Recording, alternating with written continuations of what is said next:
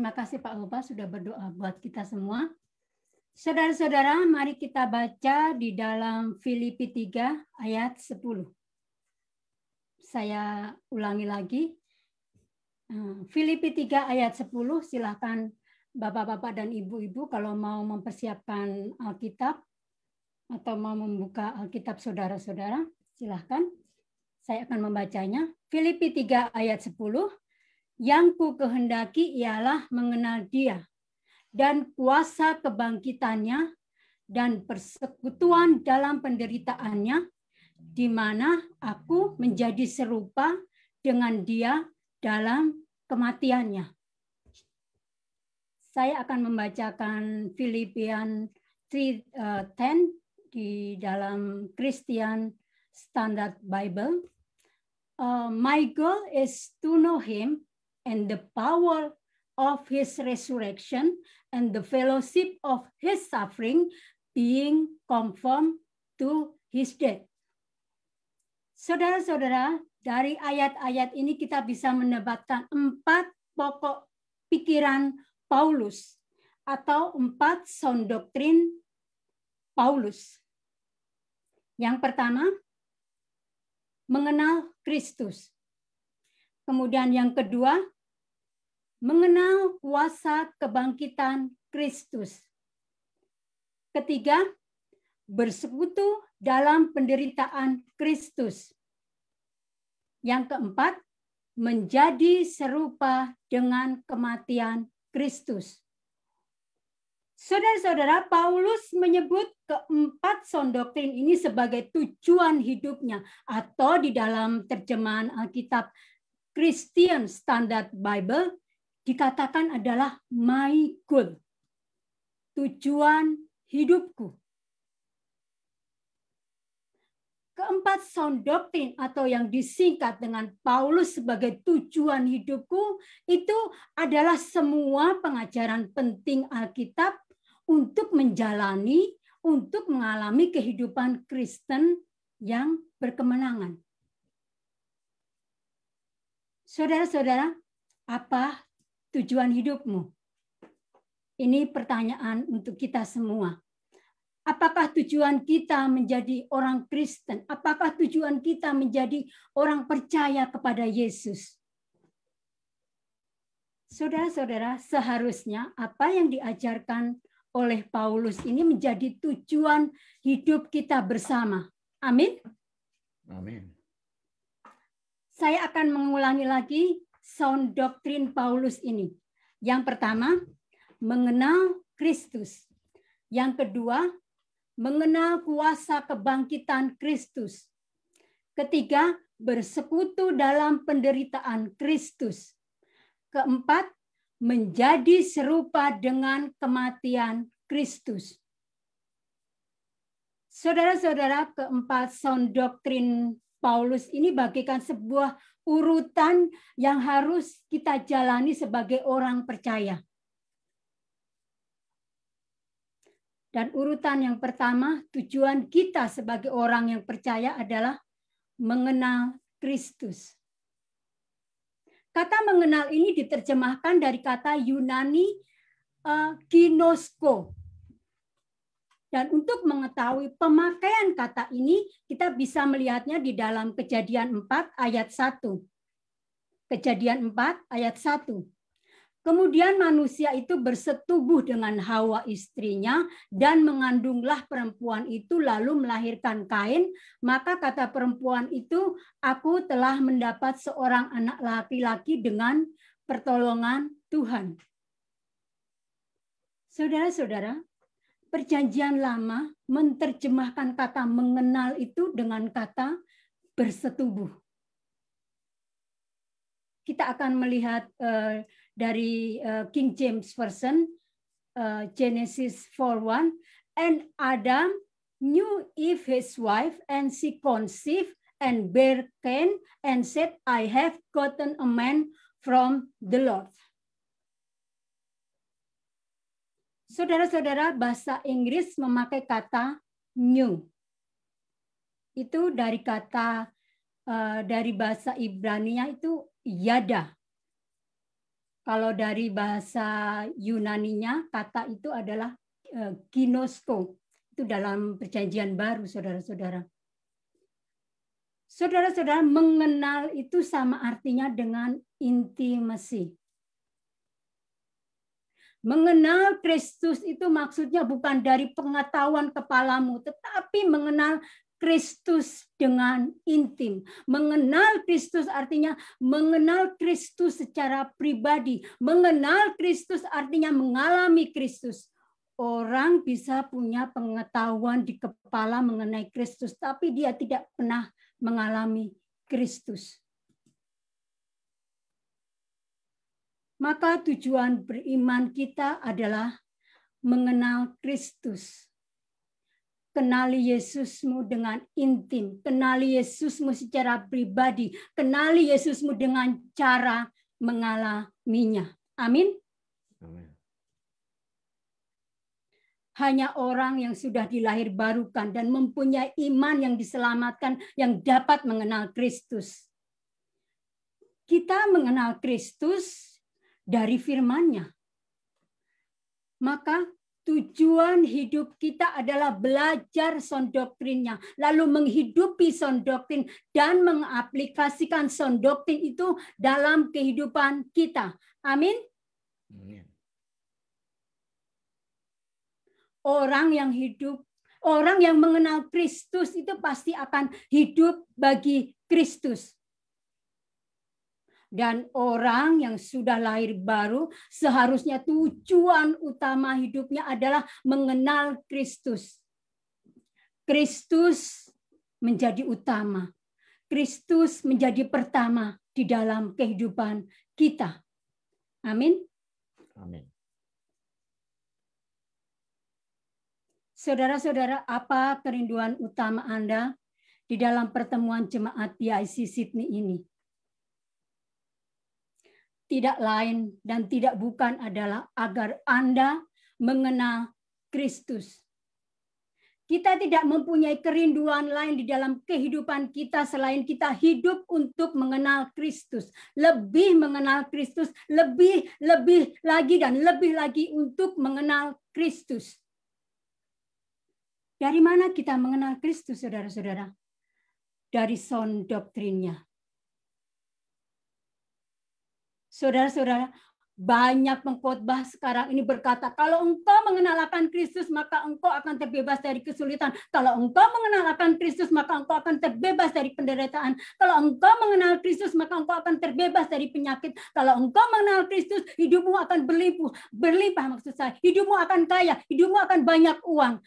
Saudara-saudara, hati-hati dengan pengkhotbah seperti ini, di mana gereja saat ini sudah dikuasai oleh pengkhotbah seperti ini. Mereka hanya meng-abuse ayat-ayat dari firman Tuhan. Itu adalah khotbah yang itching ears, saudara-saudara.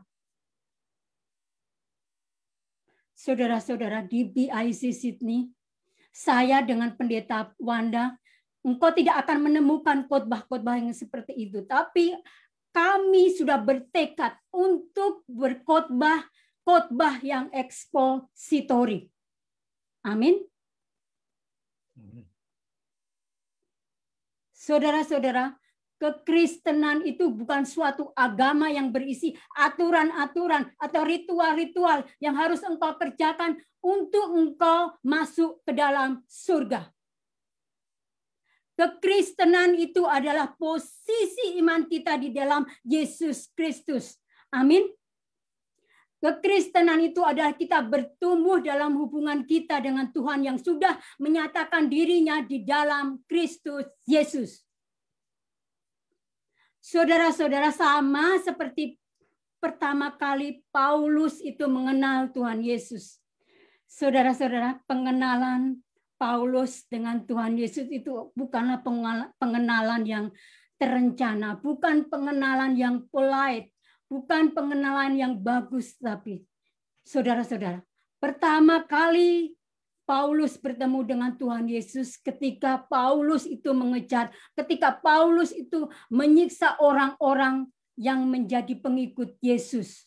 Di dalam perjalanan ke Damsyik, tiba-tiba ada sinar dari surga dan Paulus jatuh ke tanah rebah. Dan kemudian Paulus mendengar suara, "Saulus, Saulus, mengapa engkau menganiaya aku?" Jawab Saulus, "Siapakah engkau?" "Tuhan," katanya, "akulah Yesus yang kau aniaya itu." Dan itu adalah pertama kalinya Paulus itu bertemu dengan Tuhan Yesus yang sudah bangkit. Amin. Bagaimana dengan Anda? Bagaimana pertama kali Anda mengenal Yesus?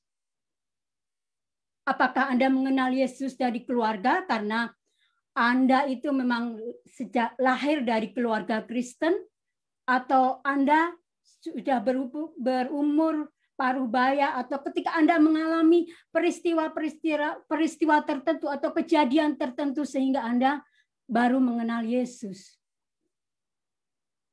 Saudara-saudara, satu hal yang penting, kalau Anda mengenal Tuhan Yesus secara pribadi, maka Anda tidak hanya mengenal Dia, tetapi juga mengakui Yesus itu sebagai Tuhan dan juru selamatmu pribadi. Amin. Menjadi seorang Kristen itu membutuhkan pengenalan akan Yesus dan pengajarannya dan sound doktrinnya. Yesus adalah Allah yang sudah berinkarnasi menjadi manusia.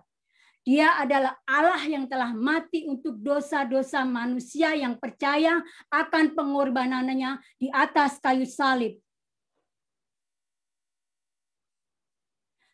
Jadi pengenalan Anda yang sebenarnya adalah ketika Anda mengaku bahwa Anda ini adalah orang berdosa yang sudah terpisah dari kasih Allah Bapa. Dan Anda menyadari bahwa Anda tidak dapat menyelamatkan diri Anda sendiri dengan perbuatan baik atau dengan amal perbuatan, tapi Anda membutuhkan Sang Juru Selamat.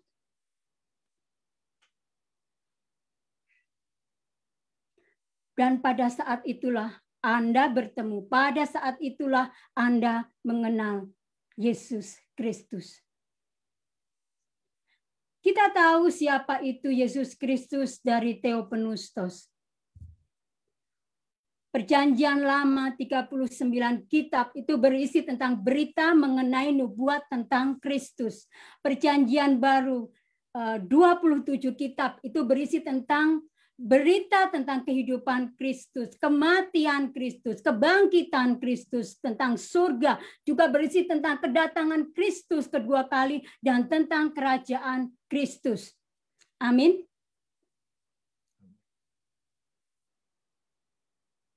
Saudara-saudara, mengenal akan Kristus bukan hanya membaca Alkitab itu setiap hari, tapi saudara juga harus mengenal ajarannya.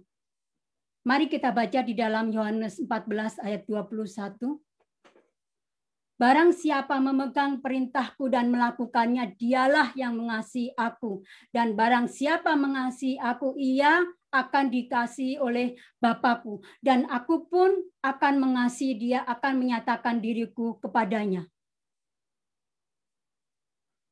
Saudara-saudara, ketika saudara mengenal pasangan hidupmu, engkau mengenalnya, engkau kemudian jatuh cinta, kemudian engkau menikah, maka kehidupanmu itu secara permanen itu akan berubah. Benar?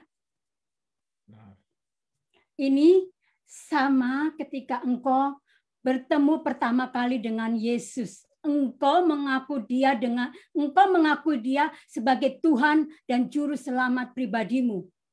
Dia mengubah hidupmu. Semakin lama engkau mengenal dia melalui firman-Nya, semakin lama juga engkau mengenal dan engkau bertumbuh di dalam Kristus. Amin.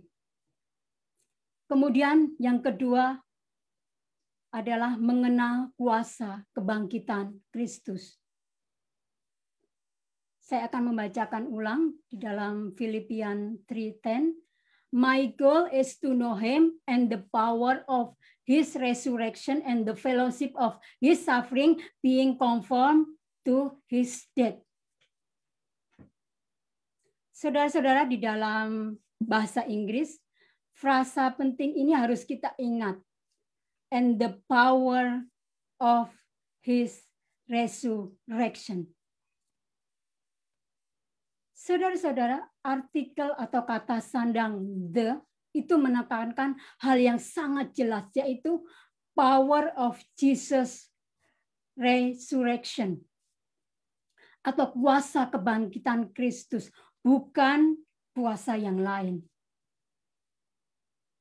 Jadi saudara-saudara, tujuan hidup orang percaya adalah mengenang kuasa kebangkitan Kristus. Mari kita ucapkan bersama-sama. 1, 2, 3. Mengenang kuasa kebangkitan Kristus. Haleluya.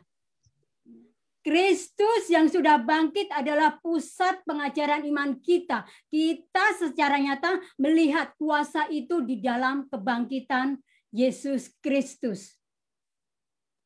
Yesus itu mempunyai kuasa untuk membangkitkan dirinya. Kata kuasa atau power atau dunamis, bukan dumais ya, adalah kekuatan untuk melakukan sesuatu. Dan Kristus sudah menunjukkannya kepada kita bahwa Kristus tidak berada di bawah kuasa apapun. Kristus mempunyai kuasa atas dirinya sendiri. Kristus berkuasa memberikan nyawanya dan Kristus berkuasa untuk mengambilnya kembali. Saudara-saudara, maka kita tidak pernah sia-sia beriman kepada Kristus. Kita beriman kepada Kristus itu sangat berkuasa. Mari kita baca di dalam 1 Korintus 15 ayat 14. Tetapi andai kata Kristus tidak dibangkitkan, maka sia-sialah pemberitaan kami dan sia-sialah juga kepercayaan kamu. Saudara-saudara, iman kita ini didasarkan pada Kristus yang sudah bangkit. Kita menyembah Kristus yang hidup. Itulah kuasa yang ditunjukkan di dalam Alkitab. Kematian yang dahulu itu sangat menyeramkan, sangat menakutkan, menjadi tidak berdaya oleh karena Kristus telah bangkit dan mengalahkan maut. Amin. Amin. Amin. Kata kuasa atau dunamis menunjuk pada dinamo, penggerak listrik atau dinamit atau bahan peledak. Saudara-saudara, ini bukan kekuatan atau kuasa yang biasa. Paulus mengajar bahwa kuasa ini adalah kuasa yang khusus yang menunjuk kepada kebangkitan Kristus. Dan kita mempunyai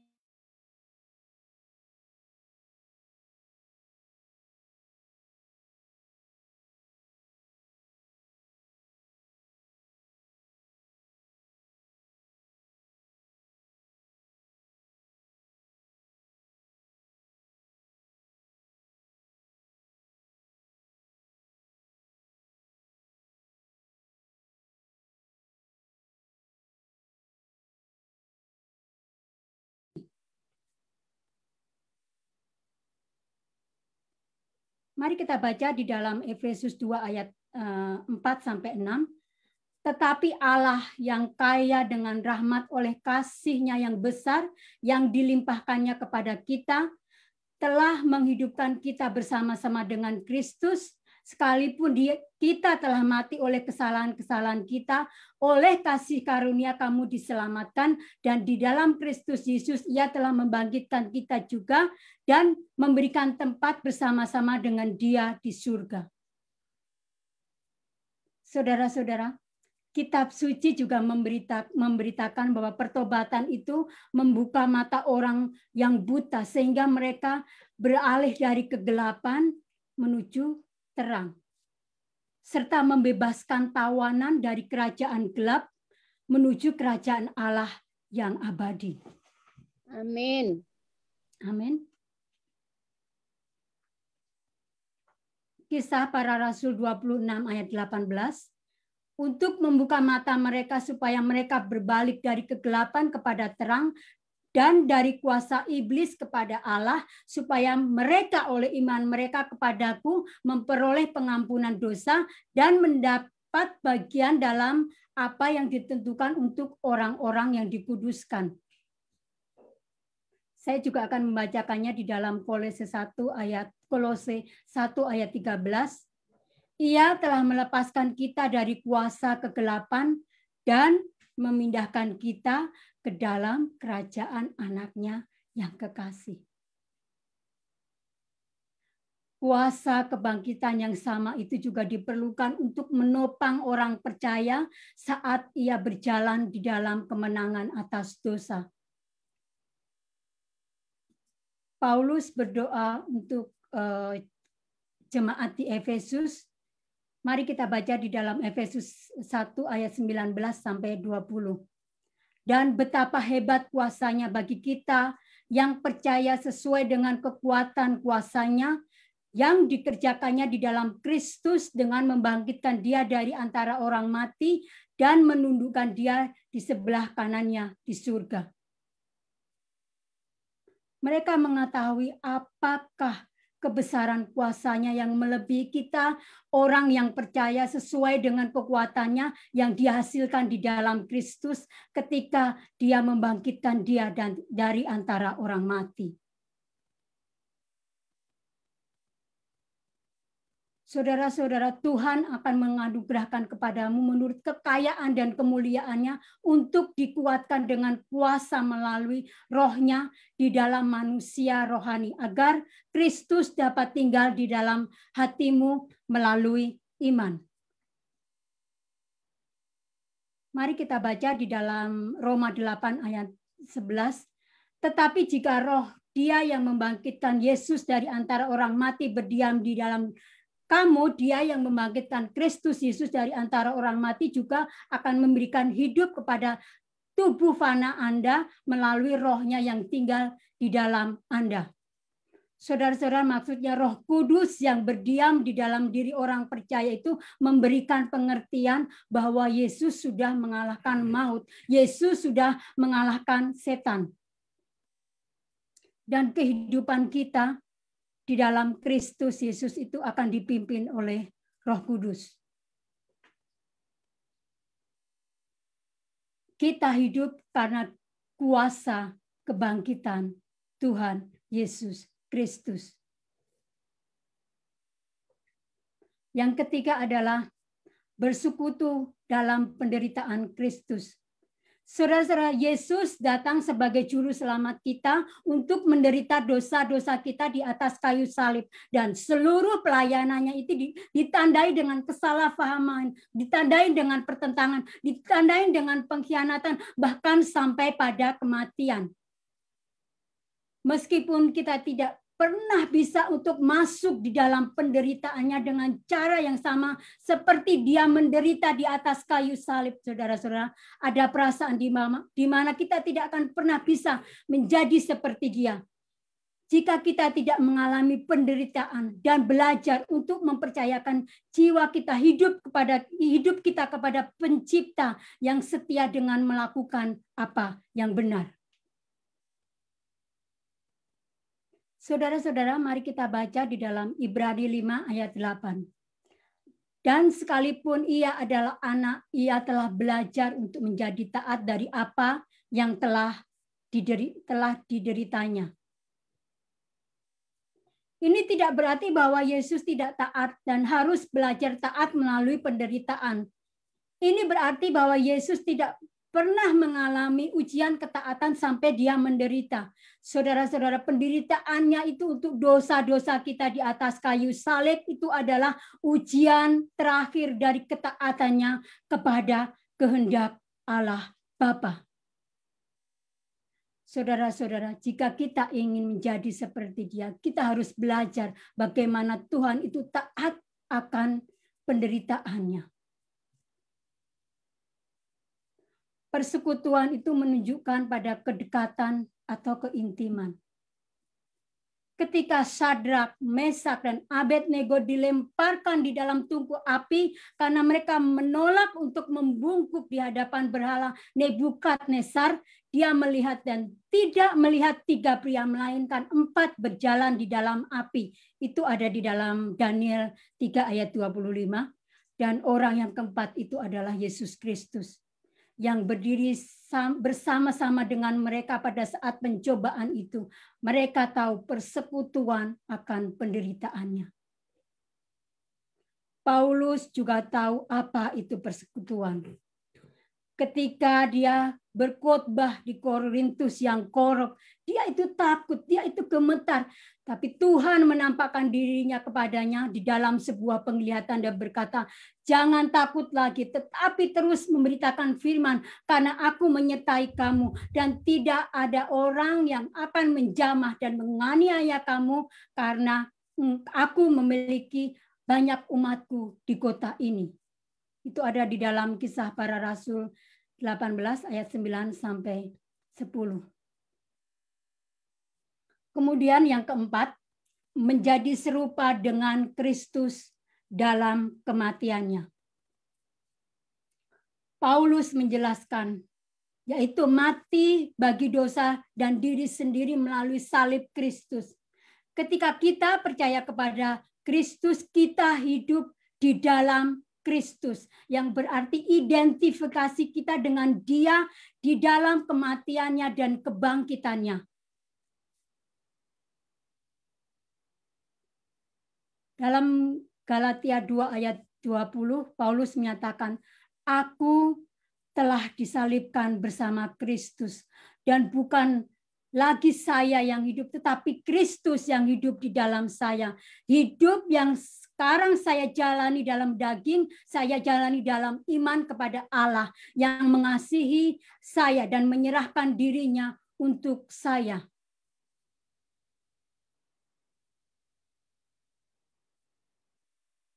Saudara-saudara, inilah yang Yesus maksudkan ketika dia berkata bahwa siapapun yang mengikut dia harus menyangkal diri dan memikul salibnya setiap hari. Ada di dalam Lukas 9 ayat 23. Yesus selalu hidup dengan menyangkal godaan untuk hidup dalam kekuatannya sendiri atau untuk tujuannya sendiri. Dia itu hidup hanya untuk melakukan kehendak Bapa. Sejauh kita belajar untuk mati bagi diri sendiri dan dosa, untuk menjadi serupa dengan kematiannya, pada saat itulah kita bertumbuh dan menjadi seperti Dia. Saudara-saudara, bagaimana dengan tujuan hidup Anda? Apa goal Anda di dalam kehidupan beriman Anda? Apakah Anda sudah mengenal Kristus? Apakah Anda sudah mengenal kuasa akan kebangkitan Kristus? Apakah Anda sudah bersekutu di dalam penderitaan Kristus? Dan apakah Anda sudah serupa dengan Kristus di dalam kematiannya? Jawabannya ada di dalam Anda masing-masing. Amin.